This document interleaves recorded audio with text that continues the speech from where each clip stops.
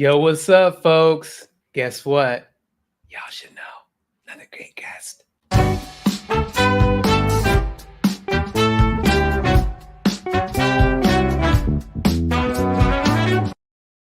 Yo, what's up, everybody? Welcome to The Empire, where we like to engage with everybody from pastors to actors, rappers to trappers, and everybody in between. And guess what? Y'all should know what.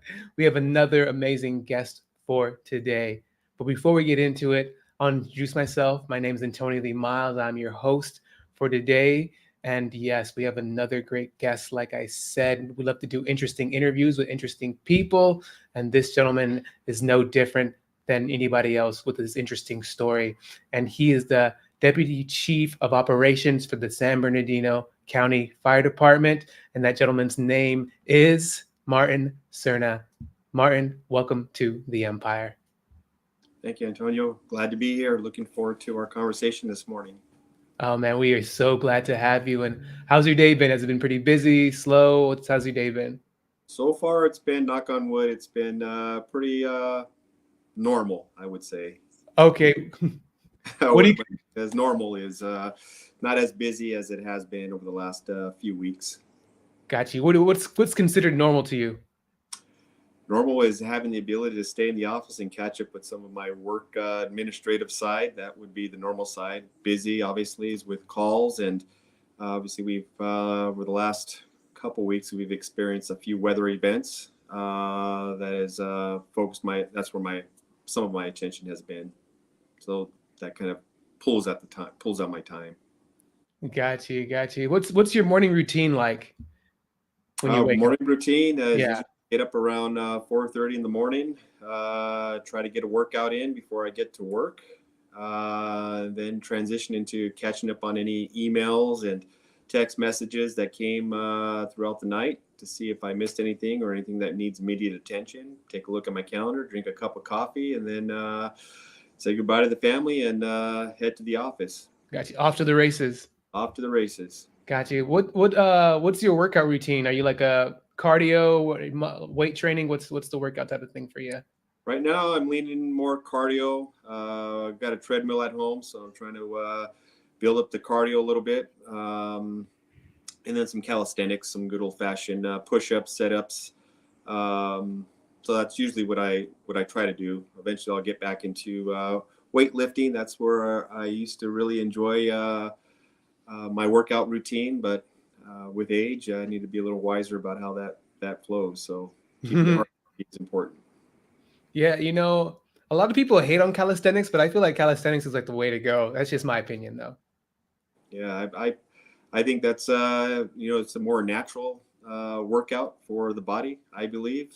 Back early on in my career, I did a lot of weightlifting and lifted heavy weights, but at this end of my journey, I can feel the aches and pains and the arthritis kicking in. So the old-fashioned push-up and calisthenics is perfect. Got you. You got to get that icy hot on deck. There you go. I got you. Well, Martin, for people who may not know who you are and the things that you do, can you please tell us all who you are and the things that you do? Yeah, I can give you kind of a brief overview of my career and my journey. I've always wanted to be a firefighter. My story is when I was 8 years old, there was a fire that occurred down the street from my house. I grew up in Norwalk. When I saw the big red fire engine, it was something that stuck with me, and it was something that I said, hey, that's what I want to do in life. As we transitioned into high school, into college, looked at a different path. Thought I was going to be a computer science, going down and getting a computer science degree. But after the first semester, I realized that's not what I wanted to do. I didn't want to sit behind the desk. So I went back to my initial passion, which was the fire department. Went down to the local fire station and kind of said, hey, here I am. I want to be a firefighter, and had the privilege to meet Battalion Chief Bruce Clark, who kind of shared the path was through an education in college. I was kind of surprised at the time because I was thinking, well, why do I need to get a college degree to fight fires? And he explained to me the reasoning behind that, which is, you want to make yourself competitive and it's a very competitive profession. So I attended Mount San Antonio College, where I went to the fire academy, completed all my associate degree requirements. And then shortly after I graduated, I was hired by the El Toro Fire Department in December of '91, I believe, which was the Marine Corps Air Station in Irvine. It's no longer there. I was there for about a year. A year later, the city of Torrance had a lateral test. I submitted application, got hired there in March of '93, and was there for 29 and a half plus years. Held all the positions: firefighter, fire engineer, which is the folks that drive the fire engine; fire captain, which is frontline supervisor; battalion chief; assistant chief; and my last position was the fire chief for just about 7 years. Left the city of Torrance to join the San Bernardino County Fire District as an assistant chief, overseeing Division 2, which encompasses the city of San Bernardino, Grand Terrace, Devore, Muscoy. And I've been here for about a little shy of 2 years. Just recently, I accepted the promotion to Deputy Chief of Operation, which oversees all of our operations throughout the entire county. Been in the position for probably about 4 months now, and my primary role and responsibility is to ensure that we are operationally ready and to respond to all of our requests for services throughout the entire county district or the areas that we serve. So that's kind of a brief synopsis and overview of my path to my current position. Okay. Wow. You said Torrance for 21 years? 29. 29 years, almost 30 years. Yes. Wow. You know, I'm kind of curious, right? Because you talked a lot about work, and I'm kind of curious, and I think maybe a little bit of our blah, blah, blah, blah, blah, blah, blah. A little bit of our audience might be interested too in this. Can you tell us a little bit about where Martin grew up, how he grew up to the man he is today? Can you give us a little backstory about that? A quick synopsis of that for us? Yeah, absolutely. I grew up in, as I mentioned just a bit ago, in the city of Norwalk. For those that may or may not know, it's in Los Angeles County. To give you kind of a crossroads, it's at the 605 and 91 area. So I grew up in Norwalk, went through elementary school, middle school, high school, graduated from John Glenn High School many years ago, 1987. Trying to think. Yeah, so you still stay in contact with my high school friends. I think it's important to stay connected to who you were as a young adult. Obviously, those are influential years in all of our lives. Actually, married to my wife we're coming up to 28 years. She actually sat next to me in high school. We have 4 beautiful children who are now slowly moving into, not slowly, but they're adults now. Our oldest one is 27. Yeah. Did you ask out your wife while she was in class? Is that the situation? The story is we sat next to each other, so we knew each other, but we never really dated. We in high school, we both had our lanes and passions, and we kind of moved away a little bit, but we reconnected shortly after I got on with the fire department in '92, I believe, when I was in El Toro. Okay. She was a student at UCLA, and that's when our relationship kind of flourished a little bit. We reconnected, and we've been together ever since. Awesome. It's crazy how life works. I always feel like. Yeah, it's one of those times in our journey that we're kind of getting on the other side of parenting. Where our kids are now. We're not quite empty nesters yet, but it's a different transition in our lives. But it's rewarding to see them pursue their passions and their commitment to the community, and seeing them flourish in their passions. So we're excited to see where they go, as any parent would. So it's kind of where we are. And as far as the influences in my life, when I was a kid, obviously I was very. My parents were very influential for me. my dad set a very good work ethic foundation along with my mom.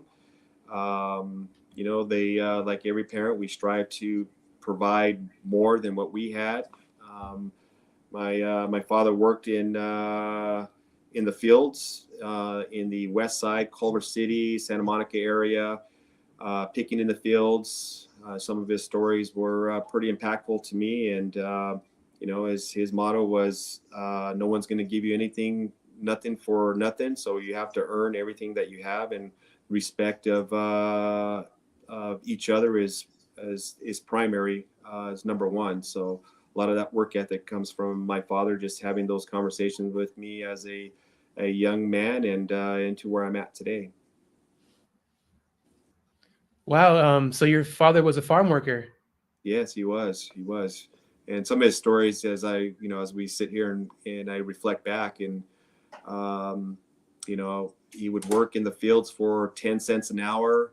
That's what he Wow. shared with me. And they had folks, the foremen would be on top of him, and in his early days, and as he said, if they weren't able to keep up, they would always point to, he'd say on the fence line, there was always a line of workers that would be replaced if they weren't able to keep up. So, as we look back on Cesar Chavez Day and some of those areas, you realize a lot of the work that was done back in their time that provided the opportunity for a better life for a lot of those farm workers. So that's those obviously, that work ethic and working hard left an impression upon me. So that's part of a Wow.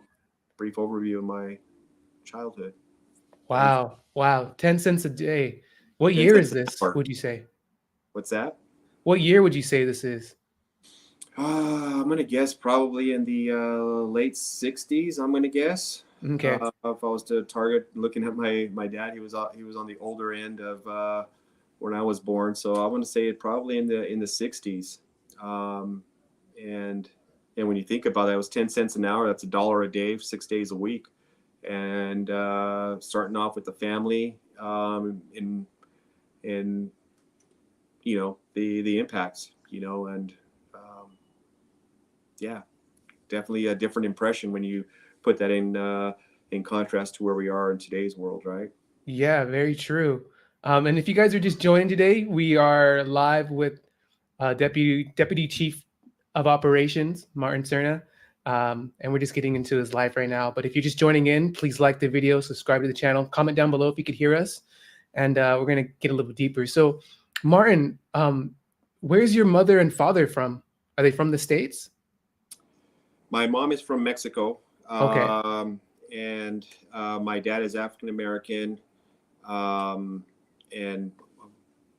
I don't know exactly his path to get into California, but I know a little bit more about on my mom's side. She's from Sinaloa, Mazatlan, and her path to the United States came by way of Nogales, Arizona. ¿Habla And español? sí, puedo hablar Ajá. español si quieres. Poquito. Ajá. Sometimes I get myself in trouble, pero I No speak problema Spanish. aquí, no problema aquí. No problema, ¿verdad? ¿Hablas Sí, español? poquito, pero, necesitamos, ¿no? Just enough to get us in a little bit of trouble, right? So they transitioned, and they're no longer with me today. They passed away a few years back. So I guess one of the I don't want to say it's a little bit of a regret, but it's one of those things where I would have enjoyed hearing more of their story and how they connected, because I don't know how they met, and really how they all connected in their lives. So that's the opportunity that I didn't get. So so Yeah. But the good thing is that your kids can have that with you and your wife. yes, That's it. absolutely. I have to ask this question because I know a lot of other kids that are we call multiracial, right? I guess, but I think everybody in America is multiracial. But blah blah blah. Did you ever experience like okay, I'm also black, I'm also Mexican. Like, how do I identify with this? How do I identify with this? They don't accept me. They do accept me. Did you ever experience anything like that? Yeah, absolutely. I think to your point, I mean, it's one of those things where, we become the melting pot in the United States, and we transition when you can really truly identify with two cultures, especially in this country, the two cultures that are that live especially here in Southern California, in the same area. As far as acceptance, I mean, it goes on two ends, right? It reminds me as I'm reflecting here a little bit, because I've never really been asked this question, and I'm not sure if you've seen the movie Selena, and they're getting ready to kind of transition a little bit, and the dad's saying, hey, sometimes I got to be more Mexican than the Mexicans, and sometimes I got to be more American than the Americans. And I don't know if she said it or whatever, and it's kind of one of those feelings. It's like you don't really have identity, but it's truly a privilege to have the opportunity to identify with two cultures. But as far as the acceptance, I definitely see have growing up in Norwalk and seeing some of the tensions between the two cultures over my time, and sometimes being accepted on some areas and some not so much on the other areas, and vice versa at times. It just depends what crowd you happen to be in. So to your point, to your question, yes, absolutely. I think we've all experienced it. Hmm. Yeah, I think it's very common, or sometimes people just want to put you in a box, like, hey, you look like this, so you are this, right? You don't know how often people were like, Antonio? No, that's not your. That's no. You mean Anthony, right? You mean Anthony? Yeah. No, Antonio. No, Antonio. No, no, can't be. It's a Mexican name. Yeah, Like, right. should I teach you about Latino culture, Latino history, and then? But it's different depending on who I'm speaking to, where they're from, as far as like Latin America wise. Mm-hmm. Some people might be a little educated and be like, oh, maybe you're Cubano, maybe, but tal vez, no sé, pero. But it is what it is. But Martin, I want to get back to you, right? So you mentioned it a little bit, but what are the roles and responsibilities of the Deputy Chief of Operations for San Bernardino County? Yeah, one of the primary roles that I have is, as I touched on earlier, is communicating. So we have 5 different divisions in the areas throughout the county. It is an all hazard risk area. And what I mean by all hazards is we really touch on everything in regards to emergency response. I don't know if you remember last year we had Snowmageddon, it was called, when we had a record amount of snow in our mountains. So it was county fire who's responsible for providing emergency response to the mountains. We have our beautiful deserts here in the city in San Bernardino County, where we have to be able to respond to those types of incidents. Obviously fire responses. We also have handle emergency medical responses. Technical rescue. Recently, we had, as I mentioned earlier, with our the record amount of rain we've experienced. We had swift water teams, our urban search and rescue teams. So my responsibility is to ensure that we are prepared across the organization to respond to all of those all hazard risk, and we have the ability to meet any and all type of incidents that we respond to when someone calls 911. And it really is, my old boss would call it, we're kind of like the oops squad, where something goes crazy. It is the fire department that people lean to. Just this morning we had a traffic accident just down the street where someone was trapped, and our firefighters had to use the jaws of life to rescue the trapped person. Thankfully, it was minor injuries, but that is my role and responsibility to ensure that we are trained up and prepared to handle all of those types of incidents across the entire county. And that's 19,000 square miles. As you know, it's the largest county in the United States. and it's definitely a challenge in how we respond to these types of incidents. It's each area is a little bit, not a little bit, but very unique. Yeah. As here in the city of San Bernardino and what we call the East Valley, more of an urban type of environment, a little more population density, where somewhere like out in Needles or in Baker, which is our area to cover, a lot more sparse. And the complexities are very different with Mm. response times. Here we have a lot of resources because the population is here in the East Valley and the West Valley. Out in Baker, when we have accidents out there, and we had a tragic accident out there last week, our first initial response is with our partners in law enforcement and dispatching an airship to get out there because response times are crucial when we're talking about someone who's experiencing a trauma.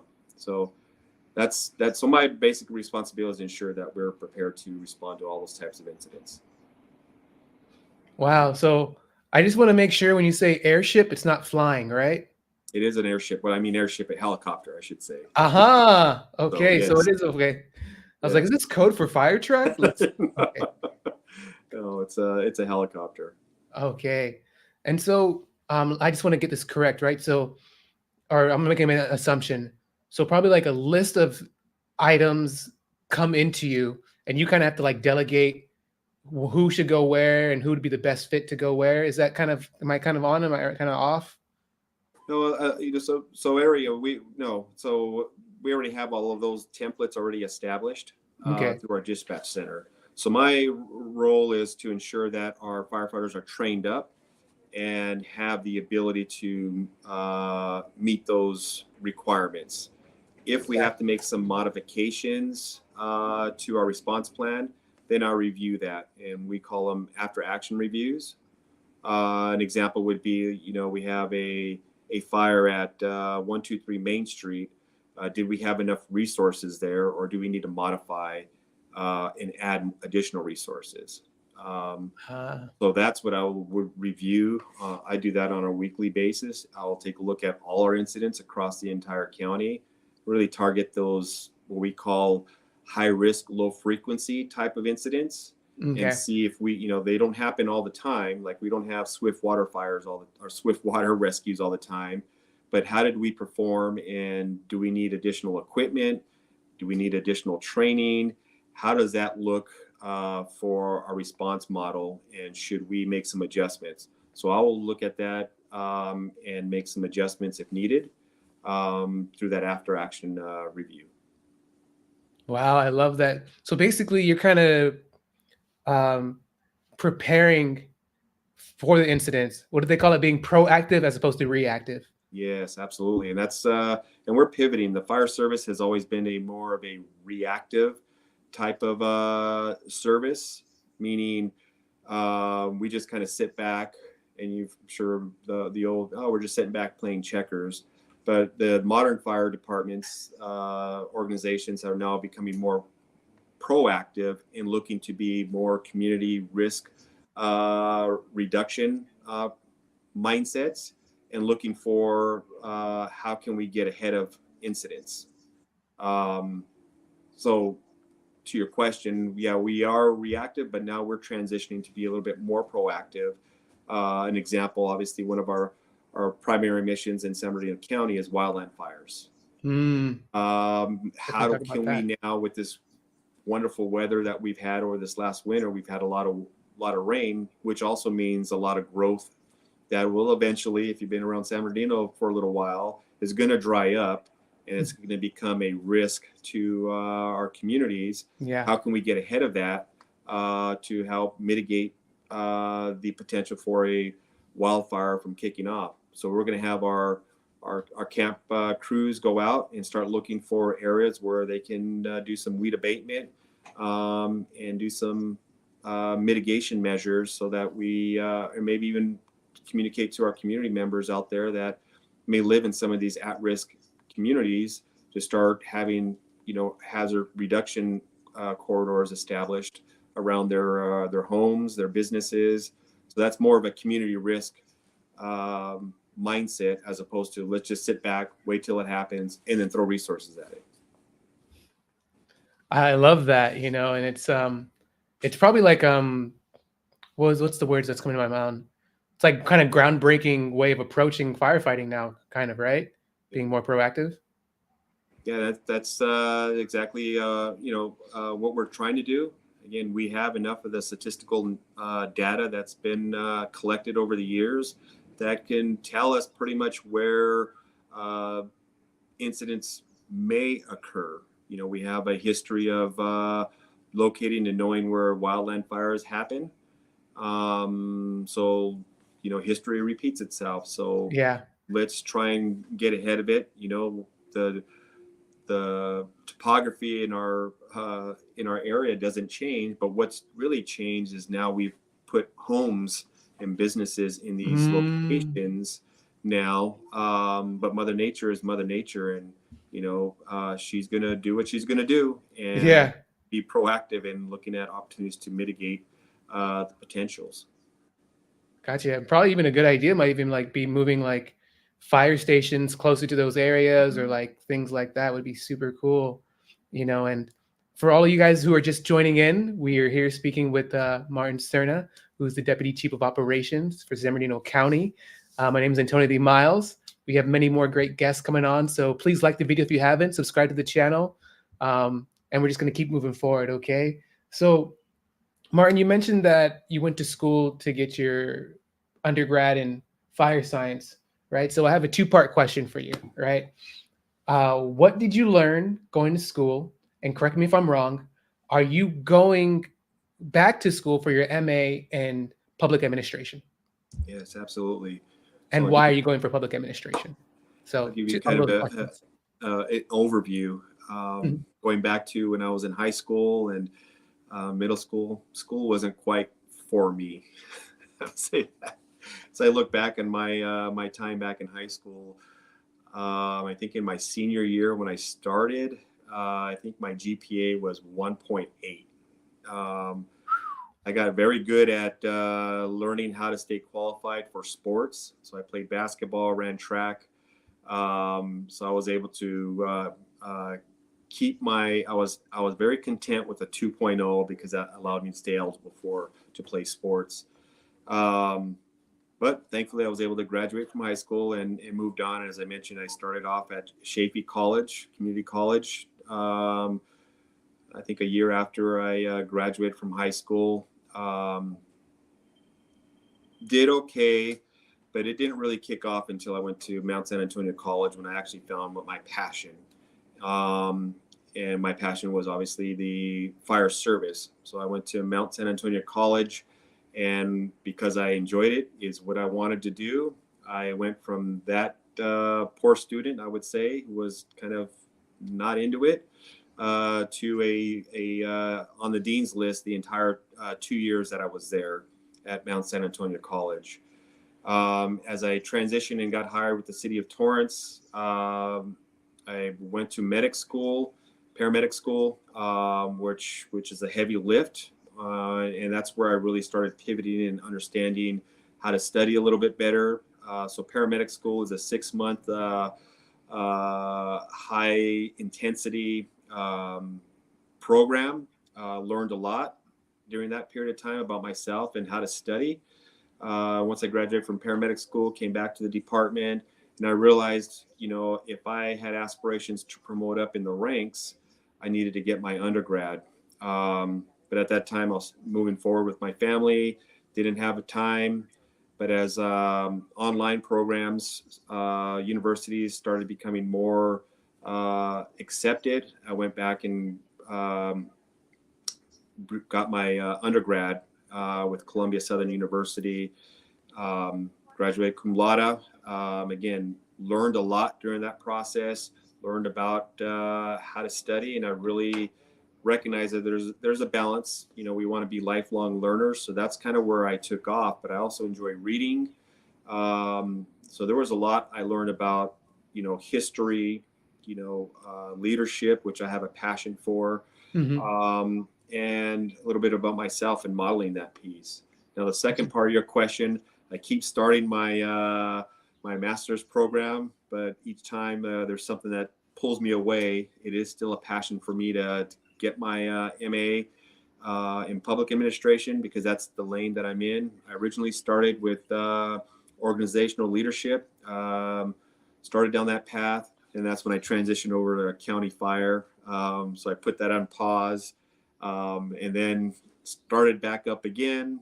And then I just took this recent promotion, and I want to kind of make sure that I balance out and give all my energy to this right now. But it's definitely a passion of mine to get back and get my master's degree in public administration, because I work in the public sector. I really enjoy learning more about the public administration side of it, the politics at the local level, and how we can apply that in our organization. Because at this level in executive leadership in the fire department, my world really revolves around working with our elected officials and local administrators. So that's the reason why I'm looking at public administration for my MA. That makes so much sense. And what are some of the things that you learned about fire science that you didn't know when you went to school for fire science? I think, I look back, that was a few years back, but Yeah. can lean into what we were talking about. Yeah, lean into where we are today, and some of the conferences and workshops that I've been able to attend over the last few years is just pivoting to that community risk reduction component, and recognizing how can we get ahead of it and impact the quality of life. I think one of the best experiences that I've had in my education was when I went back to Harvard and completed their executive management program. It was a really a life-changing experience, because it allowed me to broaden my view on the world, and bringing that back to the fire department was instrumental in looking at how we can improve the quality of lives to our residents, and a broader perspective. A community risk reduction piece and how we measure. An example, when I was in the city of Torrance, one of the initiatives that we moved forward with was patient survivability after a cardiac arrest. Mm. And what we call is a ROS score, return of spontaneous circulation. It's been proven that if we have the ability to train up our community, like yourself, and say, hey, if someone's experiencing a full arrest, which is, hey, my heart stopped, can we have a resident or a community member at least circulate the blood until our paramedics arrive? So there's a threshold there that says, hey, can we teach you hands-only CPR? You don't have to do, there's 8 minutes worth of oxygenated blood. Let's get the blood circulating to keep the brain cells alive, all the organs alive. So if we have a response time that gets our paramedics there within 5 to 6 minutes, but if you, as the average citizen, circulate the blood, the survivability for that individual dramatically increases.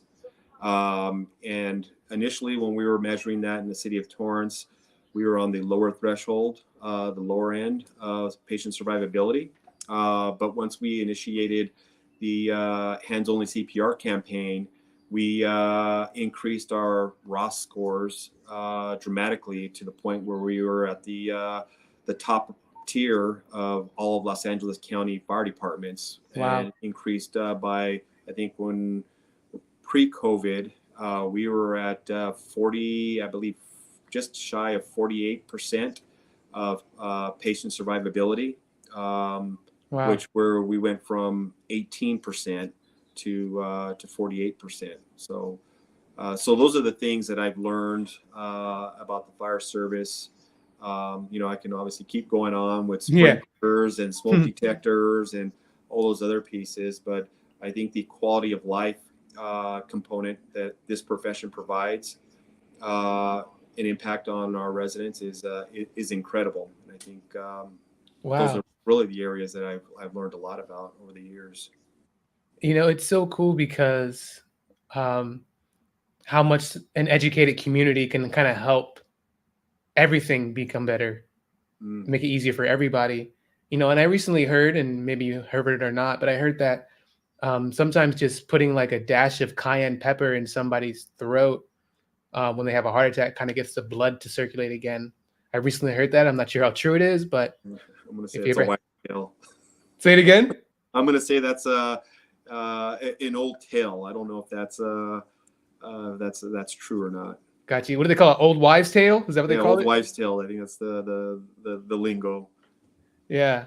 So I don't know how true it is. Maybe you guys can help us know. Maybe do some scientific studies. Say, hey, scientifically proven, cayenne pepper.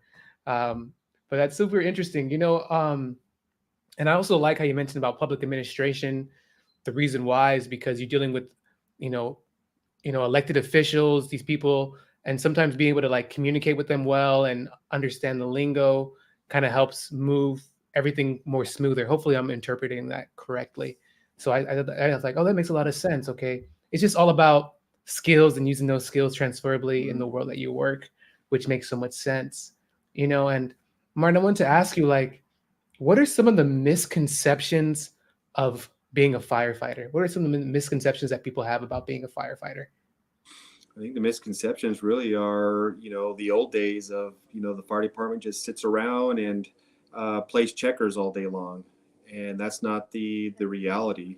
I think a lot of that too, misconceptions, is that women can't be in the fire service because it's a physically demanding job, and you need to be this big macho guy that needs to happen because we need to throw rescue people out of burning buildings and throw them over our shoulders. So I think a lot of that misconception is out there. I think there's still elements of that still in existence today.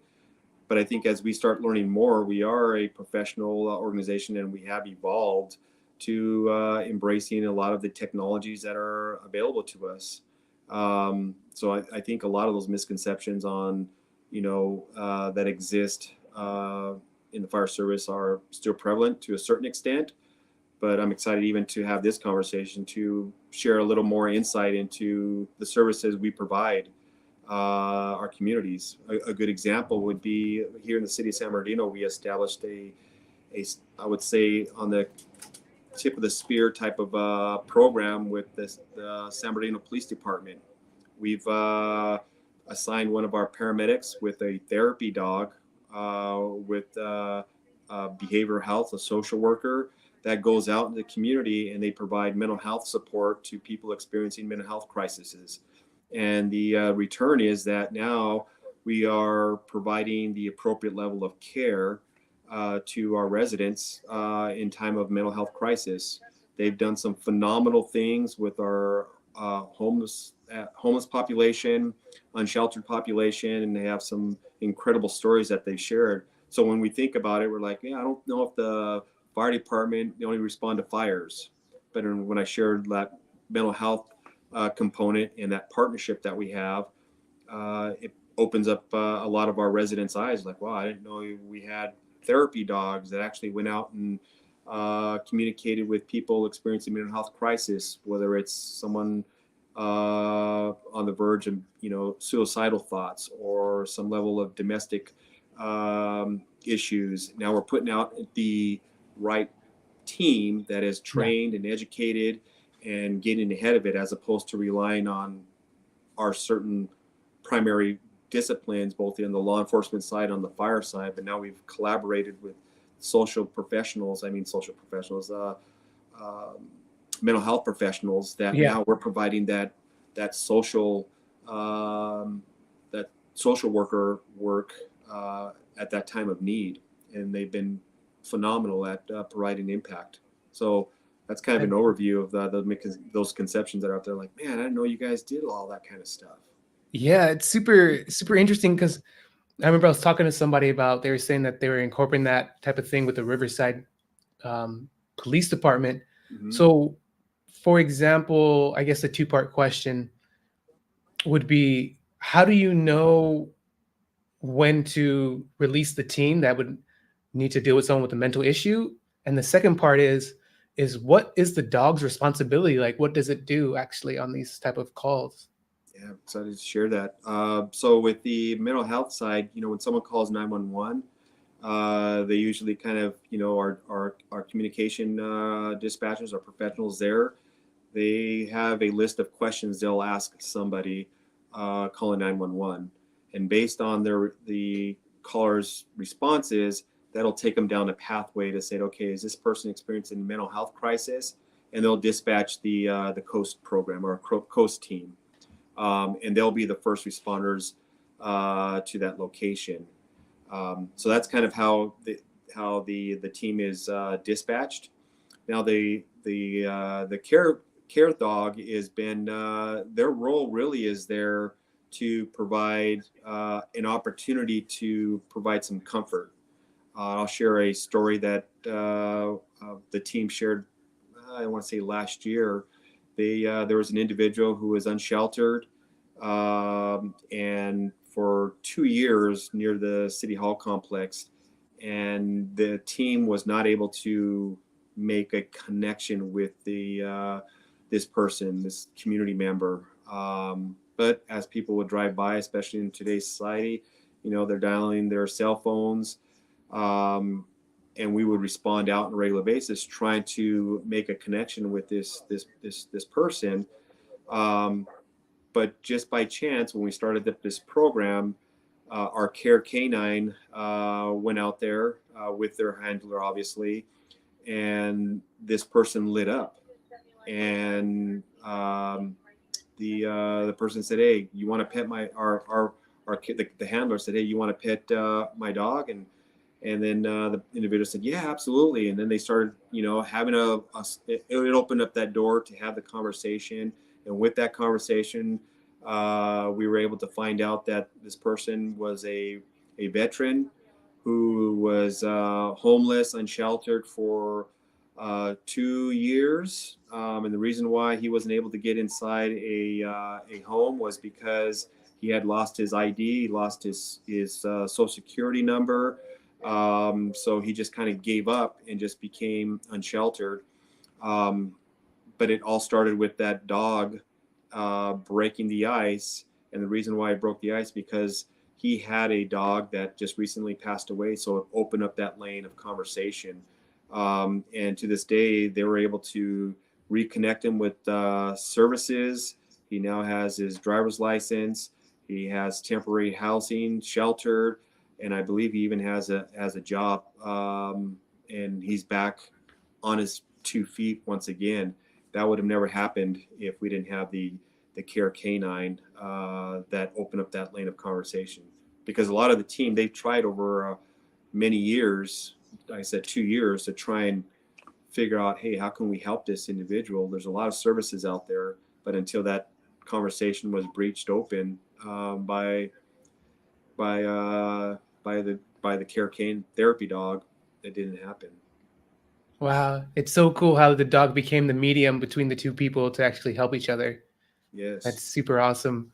And ladies and gentlemen, if you guys are just joining in, we're speaking with Martin Serna, who is the Deputy Chief of Operations for San Bernardino County. So thank you guys for joining. Please like the video, subscribe to the channel if you haven't. We're doing great stuff and we're learning a lot. We just learned about some things that the fire department does, and I kind of wanted to kind of get a little bit deeper into those things, which is like, what are some other things? So I know we talked about using the jaws of life for the car crash. I think you even mentioned like ambulance. So it's like I feel like there's a lot of things that people don't know that the fire department is involved with, right? Besides just the building's on fire. Yes. What are a couple of other things that the fire department actually does? I think we can lean into the office of a fire marshal's office. One of the things, and that's really kind of that leaning back into that community risk production or risk management of our services. Our office of fire marshal handles all of those fire prevention. Going out and inspecting our businesses, making a connection with them. They do plan checking. So if you are putting in a new building, let's take a look at putting fire suppression systems to minimize the potential for a fire. So we have our team that goes out and inspects, but then we also have our team that does plan checking, that engineer piece, that architectural piece. So someone submits their plans and says, hey, let's take a look at how we can provide mitigation measures before a fire happens. Our hazmat division, they actually go out and look at environmental impacts, quality of life impacts. So they'll go out and do inspections on hazardous materials, locations, and enforcement. And, here in San Bernardino County, we may not have a lot, but we do have that big railroad track that drives through the county. Yeah. In Los Angeles, we have a lot of refineries. We have a lot of facilities like that. So our hazardous materials division that goes out and ensures that they're in compliance to ensure that we don't have a major environmental impact to our beautiful communities. The other area is Wow. the other part is investigations, right? I touched on our care therapy canines, but we also have arson dogs. So again, going to learn and how we can provide systems to prevent fires. We also got to go back to those after action, which includes arson investigation or cause and origin investigations on fires. How did the fire start? Do we need to make some modifications to the building code that says, hey, maybe we need more sprinklers or, different type of construction in different areas. So Wow. that whole, we have close to 100 plus, over 100 members that work in that lane. And a lot of them are, I look locally educated, have gone to Cal State San Bernardino and have environmental degrees, and then applying it in that direction. On the Wow. emergency response, as I mentioned, we're just in all risk. So I think when people look at the fire department, we think, again, just fires, but we have a whole different lane of opportunities for community members to join the organization and enjoy a wonderful career. Awesome. And it's so cool. I didn't even realize you guys had like your own CSI, I guess it's Yeah. FSI. I don't know. Yeah, CSI or something like that. Yeah, that's so cool. And all these opportunities are there ways that people can apply for positions in the fire department? Is there a need for people to be in the fire department, especially for the San Bernardino County? Is there a need? Yes, absolutely. We are currently have open recruitments right now. Go to our website. It'll show the positions that we have available. We have ambulance operators. You touched on that's one area that we're recruiting for.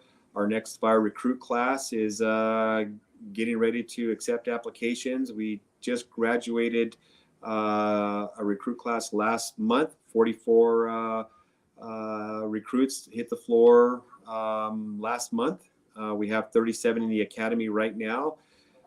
We are, as I touched on in our Office of Fire Marshal, we're always looking for positions to be filled there for either plan checker, fire prevention specialist, officers that go out and handle that proactive side. We obviously have our administrative professionals that we are in constant need of. So if you're excited about some of the items that I shared with you today, I encourage you to go look at our website and see if any of those positions excite you. And we'd be happy to have you in our family and a part of our organization. Awesome. And can you tell us what the website is for people who may not know? I'm gonna have, I don't know it off the top of my head, but it's if you look at San Bernardino County Fire District, you type that into the web browser, it'll show up and it'll say careers, join our team, and the link will come up on once you hit the browser. Gotcha. And I'll probably also have the link as well, guys, in the description for you guys to find it. And is there like a requirement? Do you need to have a bachelor's degree? Do you need to have any type of degree to be part of the fire department? No, obviously, the more education you have, the better and more competitive you will be. But the pathway into the organization is just similar to me. It's high school diploma. You will, if you want to apply for a firefighter position, you will need an EMT, emergency medical technician certification, which you can get at your local community college, Crafton College, Victor Valley College. And you can, there are programs out there where you can get that certification within 4 to 6 weeks. Some of the other positions are high school diploma or GED. Nice. And would you consider, like, let me ask this way, which is there is it open for everybody? So, for example, I've been studying about the ADA and stuff like that, which is I think it's the American Disability Association or something like that. Is there also acceptability for people who may be having like disabilities of some type of, can they also still apply for positions? Absolutely, they can apply. I think it depends on the disability. So we obviously have the requirement that you would have on the firefighter side, you would have to be physically fit. What I mean by that is you have to pass our our physical fitness exam. But for the ADA side of it, as I mentioned, if you still have a passion for the fire service and joining our organization, we have accommodations in Office of the Fire Marshal. Our professional staff division, our business administration division. So there's opportunities to join the team that would accommodate our community members that may have some disabilities. Okay, perfect. When I was younger, I used to be obsessed with fire trucks. I guess it's bringing me back. And I always used to love the long one with the like, guy in the back driving the seat. And Ladder trucks. I always used to want to be that guy in the back driving that thing. I just thought it was the coolest thing. Well, we got to get you out so we can give you a ride on that ladder truck. You just let me know and we'll make it. Oh happen. Man, don't threaten me with a good time, Martin. Don't threaten me with a good I'm time. gonna do it. I'm gonna do it. Oh, please, God, we're gonna talk about that. Okay. I used to dream about it, and I shout out to the gentlemen that I met who got us connected. I forget his name. I apologize, but I remember they were educating me, and maybe you can help educate us really quick too. But there's I guess there's 3 different roles that run on the truck. Is that correct? Like there's an engineer, there's a driver. Can you explain those roles for people who may not know about these roles that happen on the fire truck? Yeah, absolutely. So we staff up what we call as 3O staffing. So we have 3 firefighters on our fire engines, fire trucks. Each of them have a different role and responsibility. The firefighter, who what we call sits backwards, sits behind, and is the one that does a lot of the work. The engineer or apparatus operator, that person drives the apparatus and has certain roles and responsibilities. As an example, I'll go back to the firefighter. And if there's a fire, that firefighter is responsible for pulling the hose and going inside the building when it's burning to put the fire out. The apparatus operator, the engineer, their role is to drive and operate the fire engine and have a technical expertise to what we call pump the fire. So there's a lot of math that is required for that position because you have to do a lot of calculations on friction loss, how much water weighs. So their role and responsibilities on a fire is to make sure that they calculate the water flow accordingly based on the type of building that we have and the type of hose that we're utilizing. So that's their primary role and responsibility. And then there's a supervisor, which we call a fire captain. So the fire captain is that frontline supervisor that kind of directs and works alongside their firefighter as they go inside the building that's on fire, and they'll be there to support and provide direction to how we're going to we call put into action our tactics, our strategy and tactics into practice and into play. Wow, that's so cool. Like, the engineer has to know like the pressure of the water and the friction. That is gnarly. So these are things that people would never know. Did you guys know about this? I bet you guys didn't know. If you did, then wow, that is awesome. That is super awesome. And it's interesting when we talk about real quick on the math side. Again, I was thinking about what you said. What did I learn when I went to college? Going back to high school as well. We all took trigonometry and all those math classes. Like, where am I going to apply algebra in my life? Yeah. When I got to the fire service, I said, "Oh, that's where you apply it." You got to learn different formulas and algebraic formulas, 2q plus q squared to calculate, because if you're not calculating accordingly, then we're not providing the appropriate water flow to extinguish the fire, and you might Gotcha. create a dangerous situation. So what could possibly happen if you don't like you go overboard on the water or under? What would happen if the calculations aren't correctly done? Yeah, I've seen hoses burst.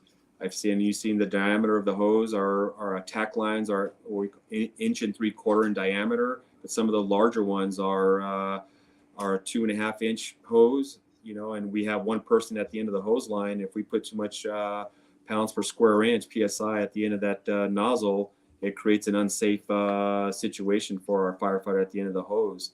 The other calculation is if we have a multi-story residential location or office building, I need to calculate the elevation, right? Because if I'm pumping water, I need to make sure that the water actually gets up to the floor. So I have to make sure when I'm using our engines to pump the fire, I want to make sure that I have the calculations appropriately. So there's a dial there that says, hey, do I need more horsepower to drive the water to the top of the building, or not so much? So and then we also have to calculate how much water. You see those big water cannons that they flow on top of buildings.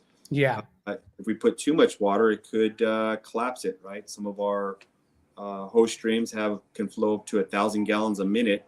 And then we have to calculate what the structural integrity is of that building to make sure that we're not using too much water, and what's water weigh, what's that calculation look like. So all of those factor into that engineer's responsibilities on that fire. Wow. Wow. That is so cool. Some things people just don't understand what the details is, and it's thank you for sharing, Martin. Thank you so much for sharing. Where does this notion of the Dalmatian come from? I think the history is it goes back to I think the fire department back in FDNY or New York. I believe it was a dog that helped calm the horses back in the day, and they were partners. And the Dalmatian was a partner for if you go back to the early days of fire service, we didn't have obviously engines. They were pulled by horses, and the canines, the Dalmatians, were a part of that team to help calm the horses down. I believe that's what I've heard, as they responded to incidents and became the horses' friends, and it just kind of evolved from there. That is so cool. It's kind of like full circle. Like we're bringing back the canines and the dogs to kind of help with the fire service again. Yeah, absolutely. That is so awesome. I wanted to ask you something, and I saw a documentary on it, which was it was about firefighters that were being diagnosed with a lot of different type of illnesses, like cancers and stuff like that. And the reason was because when they go into the building, they're inhaling so many different types of fumes from the things that are burning and stuff like that. Have you heard about this? And if so, do you think that we can build a device that can help prevent these type of cancerous things being absorbed by our firefighters? Yeah, unfortunately, I've seen it firsthand. I've lost quite a few of my brothers and sisters to cancer. I've been in the profession for many years, and the evolution of construction and the need to increase profit has allowed us to move away from some of those wood construction type of incidents or building construction materials that were a little more prevalent back in the 40s, 50s, 60s, early on in city designs, building design. Where you fast forward today, and even here in my office, I'm sure in your office, in your studio there's a lot more plastics that burn hotter. There's a lot more chemicals associated with those types of fires, and the exposure to some of these cancer-causing carcinogens are very prevalent. Even with the diesel exhaust, old fire engines, in fire engine or fire stations, we didn't have the way to exhaust. I remember early on in my career, we would start up a fire engine and it would fill the entire apparatus bay into the sleeping quarters with diesel exhaust. And we had no way of evacuating all of that smoke from the station. But now, fast forward to where we are today, we have smart fuels. We have something called Primovent, which we hook up to our exhaust system that actually, as soon as you start up the fire engine, it actually sucks out like a vacuum the diesel exhaust outside of the station, so we're not exposed to some of those carcinogens. So early on in my career, even before we talked to the folks who were in the fire service of yesteryear, they used to have one what we call self-contained breathing apparatus, which is, you see the mask that goes over our firefighters. They would have one on the apparatus. Wow. And to where we are today, where everyone gets issued their own personal mask. They have their own self-contained breathing apparatus to provide some prevention. Back in the day when I first got hired, it was macho to have dirty turnouts, what we call our stuff, right? Now we have systems in place that say, hey, we need to get these things washed and get them cleaned up and decontaminated on a regular basis immediately after the fire. So those are the advancements that we've had in trying to minimize the cancers and exposure to the cancer-causing carcinogens in the profession. But it's definitely a challenge, especially right now. We're just learning a lot about, there's always a ripple effect to technology.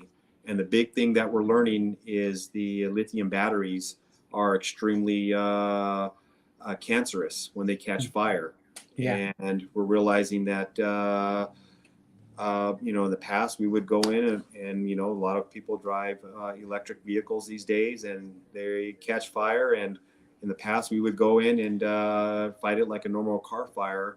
But now we're realizing the off gases that come off of that vehicle are very, very caustic and dangerous. So now we're going to have to modify how we approach some of these fires. Wow. So, thank you for sharing, because I just needed to get clarified, because I heard about it, and it's cool that, as we go on and technology comes on and information comes on, we can make better approaches to it, right? Do you think, would you say there's still a technological need to develop vices to help protect our firemen and firewomen from being exposed? Yeah, firefighters.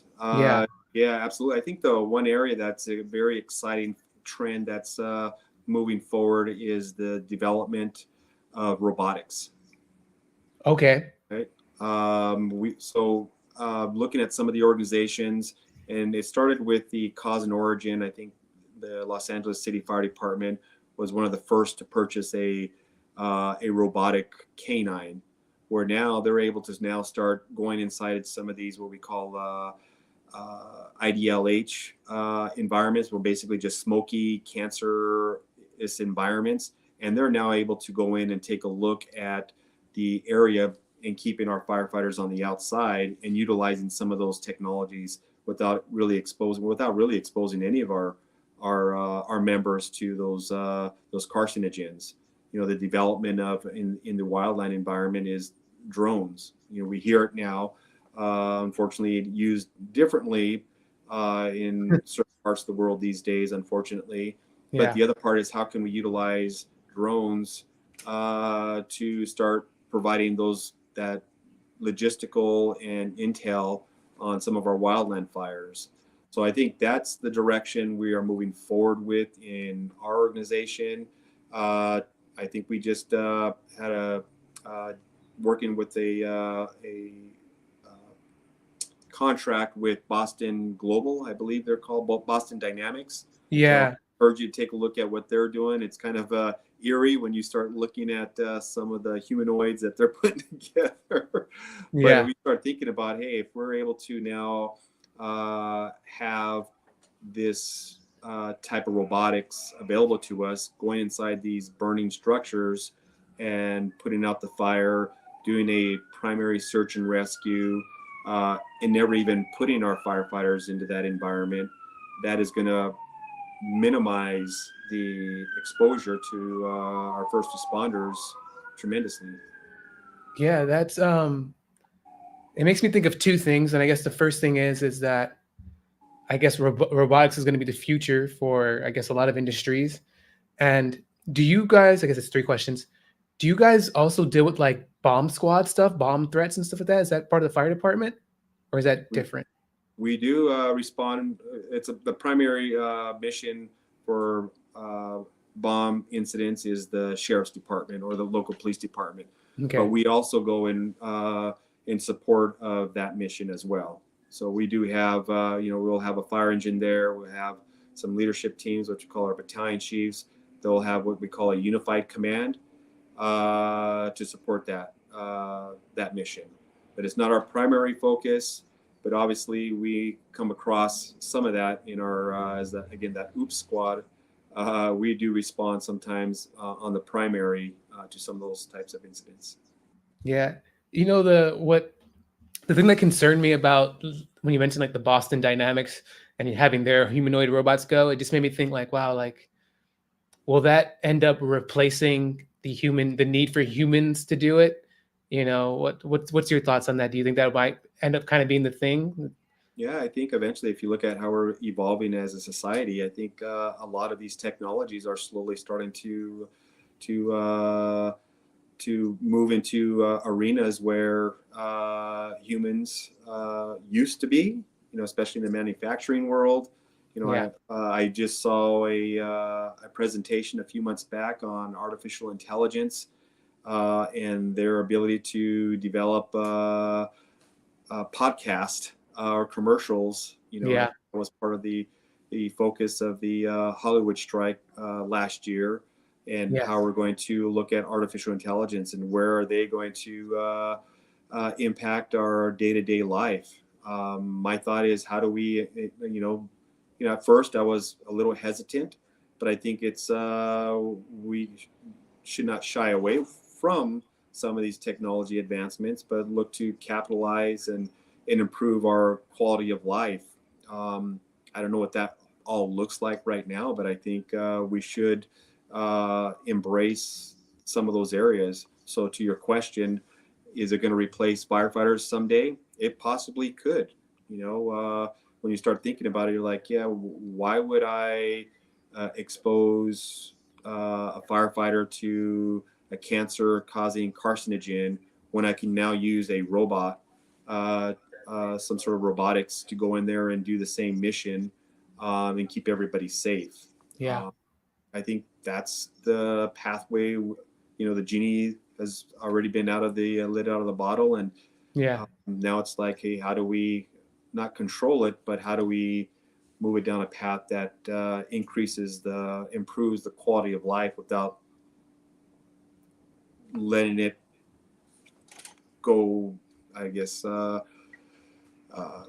won't say crazy, but Yeah. how do we keep it contained to Contained. a certain Yeah. extent? Because I don't know, what this is already moving forward, I don't know how you're gonna contain it. True. And I agree with you. I think when it comes to the technology, I think you either have to embrace it or be left behind. And I think somebody was saying about when the internet first started, people were like, "Oh, that's never going to catch on." And now, we have like the internet in our hands, and so AI is here, and it's either you use it for your benefit or you kind of get left behind, with the whole AI thing. And there's so many things I want to talk about, but I kind of want to move forward because of our time. And just for anybody who's tuning in, we're speaking with the Deputy Chief of Operations for San Bernardino County, Martin Serna. So please like the video and subscribe if you haven't. We're learning so much today. Um, Martin, I guess I have to ask it. My brain's kind of going with it. Can I call you, and it's not a bad thing, can I call you a nerd because you wanted to be into computer science, right? So I'm assuming and then you mentioned, you're looking at AI. And so I was like, man, is this guy, did you want to be like a computer designer originally? Like, that kind of got me curious. What I was your think, thing? yeah, I think I did initially, right? I think, when gaming back yesteryear was starting to take off. I was come from an era of where you used to actually put quarters in in the arcade where um, I remember utilizing that first computer, Commodore 64, I think it was, and the DOS and the floppies. And I think initially that was where I thought I had a path, and like, this is kind of exciting stuff, and I don't know if I evolved to being a nerd, but as I never really thought of it that way, but I guess I kind of lean a little bit more, and just seeing how exciting this technology is. Yeah, I never really thought of me as a nerd because I don't, I just like tinkering and seeing the possibilities. And I guess my mantra is, I think it's important as humans we challenge the status quo and not accept the norm, and look for opportunities to improve as our quality of life for all of our communities. So I think that's what I geek out a little bit when I see some of the technology advancements that are available to us in our world. So I don't know if I'm a nerd, but I guess now as I think about it, you're going to give me time to reflect on this. So I may find myself a nerd. Hey, nerds rule the world, man. We couldn't be having this conversation if it wasn't for nerds right now. I agree 100%, my friend. Nerds rule the world. They have a bad rap. I don't know why, but they make everything happen. And like you said, a lifelong learner, which I think is crucial in our society, crucial in life in general. And I know we talked a little bit about using drones for like wildlife fires or like outside fires and stuff like that. So how dangerous are fires that happen in San Bernardino during the summer? Because I know it's super big and super dry. Like, how dangerous are these fires, and how do you prepare for these type of fires that happen during these times? Yeah, absolutely. I think if you look at the history of a lot of the wildfires that have occurred throughout the county, especially here in our county, they've had some catastrophic impacts. They're extremely dangerous because of our winds and our topography and the history of the Mother Nature. How do we prepare? Right now, we're actually doing that right now. We have 2 camp crews that we start off. So they're seasonal employees. So they'll come on board. I believe they start their training this upcoming week. So they'll start getting physically fit, start learning more about how to handle fires, fight fires. Obviously, our career firefighters conduct this type of training, perform this type of training on an annual basis.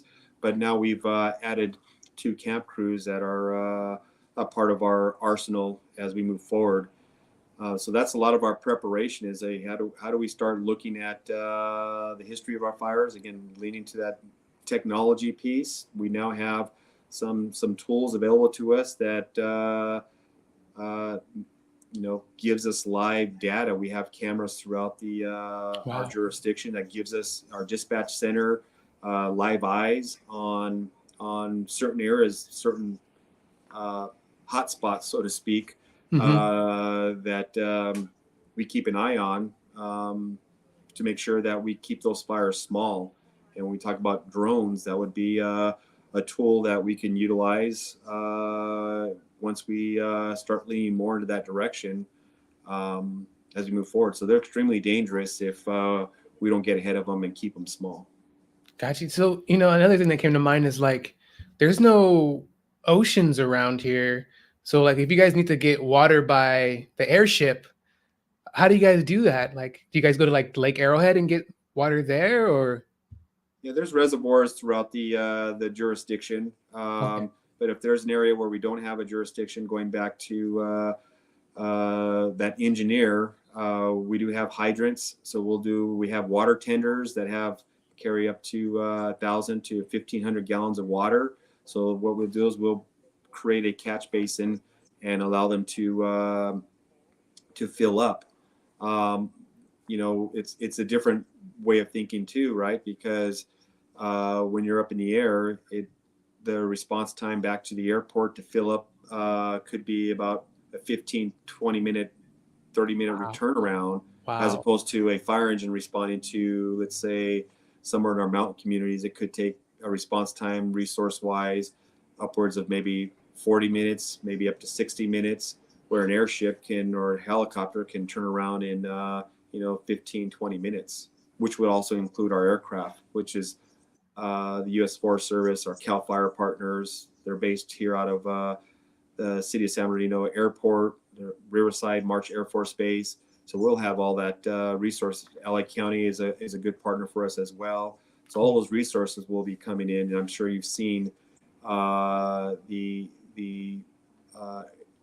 resources that come to wildland fires is incredible. So Wow. Wow. And, I've heard of, and it's so cool to probably have all these partnerships and things like that to help attack, I guess it's the wrong word, but attack the situation that's at hand.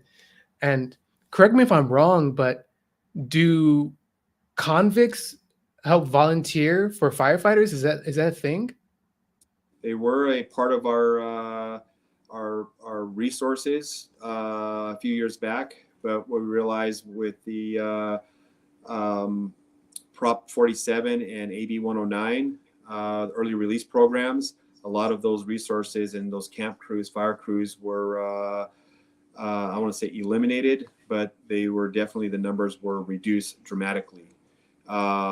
But we do have a lot of those resources and camp crews available to us through CAL FIRE. So they are a part of our tools. They're just not as prevalent as they once were,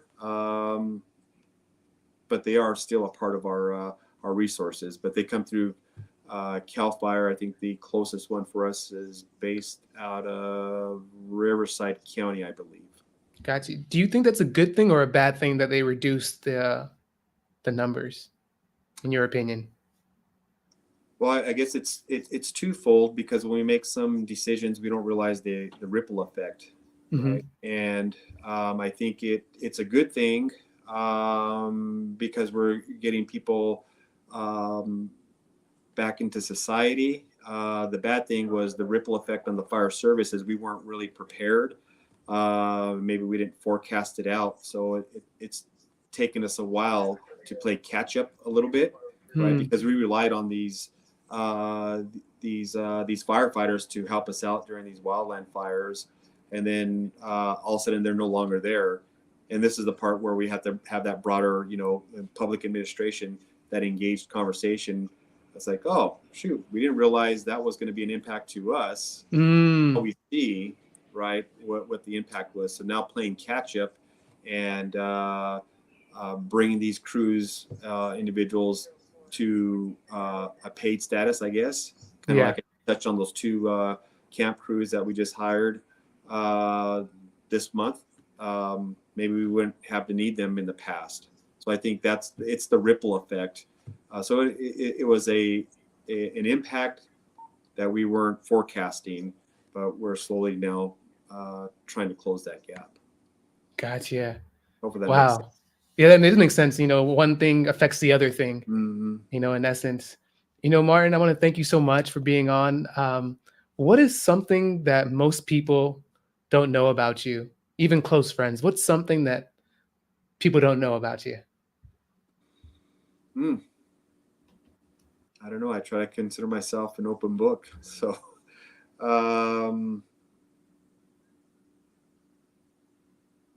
yeah, that's a good question. I guess now as I think about our conversation, I guess the nerd side of me in computers. I didn't realize that most of my friends don't realize that. I didn't know that I had a nerd inside of me. I guess we all have one, and maybe my nerd is technology and looking for ways to look more about that piece. That's all I got for you. I got you. So we just need to incorporate the nerddom with technology into the fire department, public administration. Got to combine them all into one. Yeah, put in a big bowl. Yeah, a little bowl of pozole or gumbo. Or menudo. Sí. Todo también, todo también. Todo también. What's something that's very simple, basic thing that an average citizen can do to help prevent fires in like their homes, their community? What's something simple that they can do? One simple thing is check and test your smoke detectors. test them on an annual basis, on a monthly basis, replace the batteries on an annual basis. If you need a smoke detector, I encourage you to reach out to us or the American Red Cross. There's programs available so we can help you install. We recently installed 200 smoke detectors here in the city of San Bernardino. So I would say the one thing our community members can do for themselves in the fire lane is test those smoke detectors. Awesome. You hear that, folks? Test your smoke detectors. Have you seen these clips where people are talking and they have like their smoke detector going off, like beeping? And like, yeah, so apparently, well, we're going to get into it. So apparently in a lot of communities, Black communities, low-income communities, they'll have their smoke detectors going off, like beeping, like change the battery type of sound. And it's been going on for so long that they don't even hear it. Oh, wow. Well, I haven't seen those clips, and like I said, the smoke detectors, we'll give them to you for free. So I would encourage people who hopefully they hear it, that we get those replaced and get those operational, because that's the reason why we have a heavy campaign on getting those smoke detectors out there to our communities. Is most of our fires are in that lower end of demographic in our community as far as income wise, and maybe it's part of that. It's just they couldn't afford a battery or to replace it. That's why we have a passion to get out there and provide that impact and be, again, more community risk preventative focused. Yeah, or they don't have I'm going to assume a lot of them might be single mother homes, so they might not have the tools or the ability to actually change the device, you know. We'll come out and do it for you. There it is. Boom, boom. Ladies and gentlemen, there it is right there for you. They come out there and do it for you. They'll give it to you and they'll do the work for you to help prevent any type of fire, because a fire doesn't only destruct you, it can destruct other people as well. So it's good to help be preventative to save not only yourself, but other people around you. Martin, I wanted to ask this question, and we're going to get out of here pretty soon. And I'm certain you've been interviewed by many people, been in many conferences. What's a question that you wish somebody would have asked you that they've never asked you? What's a question that you wish somebody would have asked you? And these last two questions you both haven't really been asked before.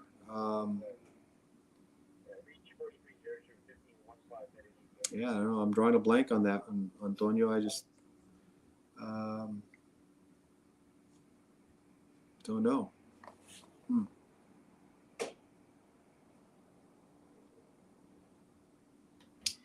Yeah, I don't know. I'm gonna have to draw a blank. I'm gonna have to think about that. I'm sorry. I just I never thought of it from that perspective. I guess that means we're doing our job. We got him. We got him. We got him. Got him. We're doing our job. No worries. No worries. Martin, I want to thank you so much for being on the Empire. Can you tell us some of the current projects that you guys are doing right now? Yeah, absolutely. I think one of the exciting projects that we have right now for the city of San Bernardino, we're building a brand new fire station off of Del Rosa. It's scheduled to open up here in August. It's the first fire station that we're building in the city of San Bernardino. I think it's the first fire station that's going to be built in, I think the last one was in 1980s. Wow. So that is extremely exciting. We have some other fire stations that we're building throughout the district, up in the high desert, in the Hesperia area, out in Yucca Valley. We have a new fire station that's going in service next month, actually in June, Fire Station 81 in the city of Fontana. So those are all exciting projects that we're moving forward on. And then the last one I'll share is in that lane is we're moving to a new fire headquarters. I know you can see the wallpaper in the back. We are moving to a new fire administration building off of Tippecanoe over by the airport. And we're scheduled to take the keys to that facility, that new building, first part of May. So we're going to welcome the community to come on out and take a look at their new fire headquarters building. Oh man, congratulations. And wow, 1980. Wow, that's That's impressive. There was one more question that I overlooked that I think it's really important question wasn't there a bill that was recently on the thing regarding like San Bernardino County firefighters this year? Do you know Yeah, what I'm talking about? yes, it was the Measure W, which was FP5. It's basically a funding mechanism for us. So as a district, we need to look at ways of funding our services. So there was an initiative that was placed in the ballot to ensure that. So this FP5 was passed and approved by the citizens a couple times.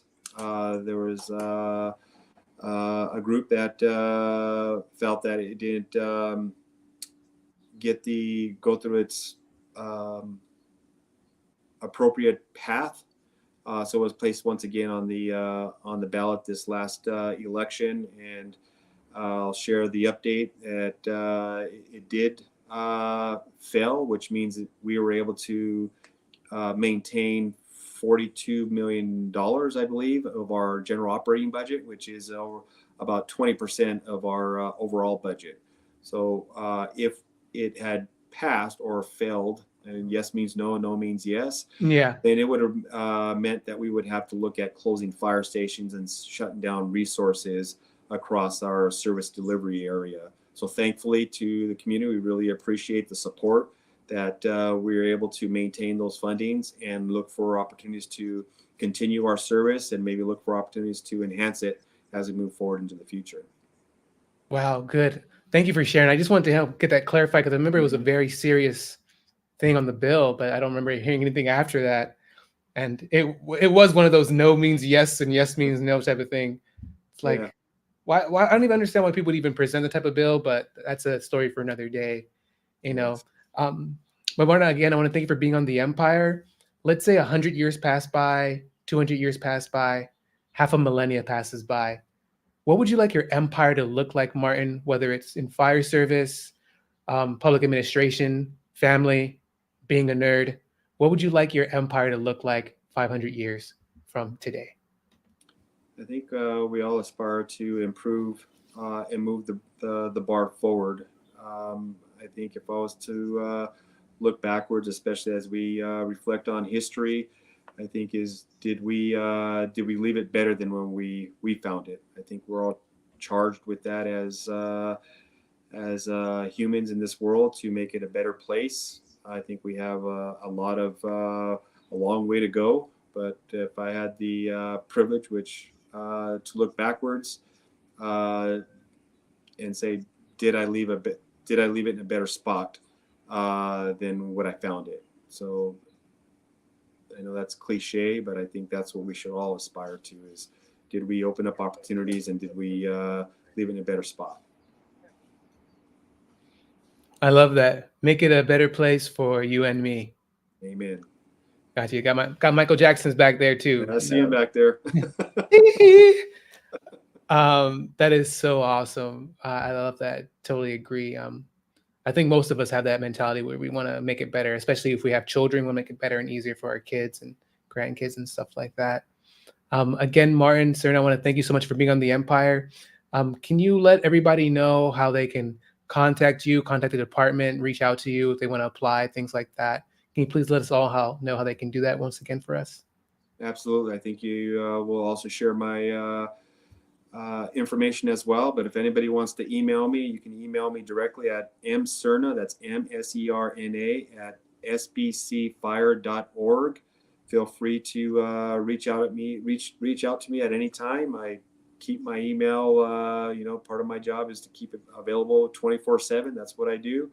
I encourage you to take a look at our website, San Bernardino County Fire District's website, and look for job opportunities. All our contact information is listed there. If you have any questions or items of concern, please feel free to reach out anytime. Yeah. And again, ladies and gentlemen, I'll have the links in the description. So that way, if you forgot or whatever, it'll be there for your help and guidance. And again, we have Google, good old Google, to help do everything, right? And again, I want to thank all you guys for listening, tuning in.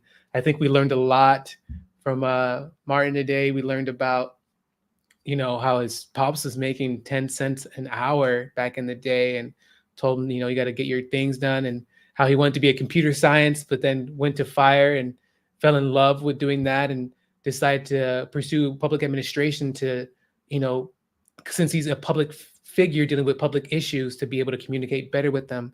And also how we learned that the fire department doesn't just only handle fires, but they do things like fire inspection. They figure out how to prevent fires, what caused the fires, all these other things that are involved with fire fighting, I guess, which makes sense, right? We don't think about firefighting in a bigger whole. And that the bill that passed recently for San Bernardino County, even though it was negative in what it said as meaning no, it actually was positive for helping funding, bringing funding to the fire department in the county to help provide the services. And for those of you guys out there who hear that beeping sound or don't hear that beeping sound, the fire department can help you change that and get you a new one. So we learned a lot today. I want to thank him, Martin. I want to thank all you guys for listening. Please like the video, subscribe to the channel if you haven't. If you want to contribute to the work, the Empire, we really appreciate it. You can do our Cash App, which is $THEE Empire Podcast, and our other ones like Venmo and PayPal in the description to help keep this great work. So if you want to contribute, it goes right back into the podcast to do this work. My name is Antonio Lee Miles. And other than that, I can't think of anything else besides thanking you guys and thanking Martin again. And we will catch you guys in the next episode. All right? Peace. Did I say peace? I think I did. Peace.